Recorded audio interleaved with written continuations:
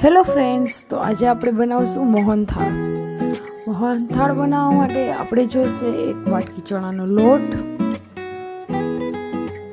ચણાના લોટમાં આપણે ઘીનું અને દૂધનું મોણ આપશું, જેને આપણે ગુજરાતીમાં કહીશું દાબો નાખ્યો. એને બરોબર એકદમ મિક્સ કરી એકદમ હાથેથી ચોળી લેશું.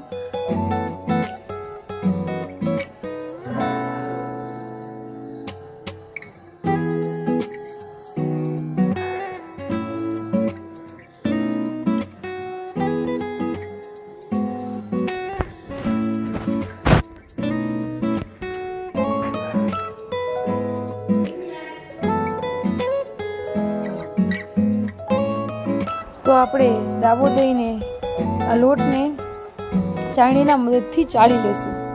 તો એકદમ દાણો દાણો થઈ જશે. ચાળણીની મદદથી ચાળીને આ ટાઈપનો દેખાશે.